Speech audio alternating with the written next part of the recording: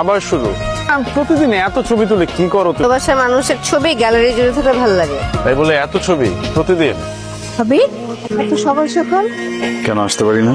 বৌমা কই? আমি তো এতদিন একাই আসছি। কোন সমস্যা হচ্ছে? কি সমস্যা? আসলে ও তো ওই যে ওর ফ্যামিলিতে এত বছর থাকছে বাবা মার সাথে, আসতে চাচ্ছিল, আমাকেও জোর করছে আমি যেন ওকে নিয়ে আসি, কিন্তু মনে হলো ভিতরে ভিতরে চাচ্ছে ওর ফ্যামিলির সাথে আর কয়েকটা দিন থাকতে। থাকুক না, নিয়ে আসবো না। ভাই এটা কোনো কথা? আপনি একটা বড় জিজ্ঞেস করলেন না তাকে এটা কেন করলো আপনার সাথে? সে প্রেম করবে একজনের সাথে আর বিয়ে করবে আরেকজনকে, এটা হয় নাকি? এই মেয়ে তো ক্রিমিনাল। আমি একটা কথা বলি ভাই, শোনেন, সোজা গিয়ে মামলা করে দেন। আপনি জীবনে কোনো মেয়ের দিকে তাকান নাই, কখনো কোনো প্রেম করেন নাই। আরে ভাই, পুরুষ মানুষ হন, পুরুষ মানুষ। সোজা তার কাছে যান, বাঘের মতো চোখের দিকে চোখ রাখেন আর বলেন এটা কেন করলা তুমি? না না, তুমি বলার দরকার নাই, তুই করে বলে এটা কেন করলি তুই। আমি ওকে নিতে আসছি।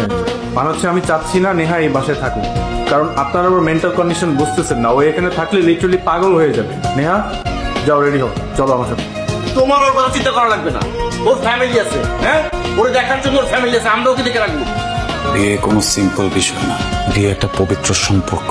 আল্লাহর পবিত্র কালেমা পড়ে দুইটা মানুষ সারা জীবনে একসাথে থাকার শপথ করে। আপনার কোনো অধিকার নেই আপনি বিয়েকে ডিফেন্ড করবেন। আপনি কে যে আমাদের মাঝখানে কথা বল? আর আমি নেহার হাজব্যান্ড, নেহা আমার বউ।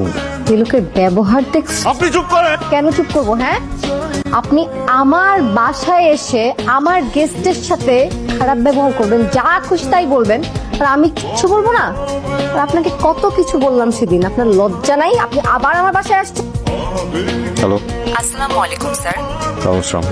স্যার আপনার সাথে একজন দেখা করতে এসেছে, বললো খুব ইম্পর্টেন্ট। ওকে, পাঠান।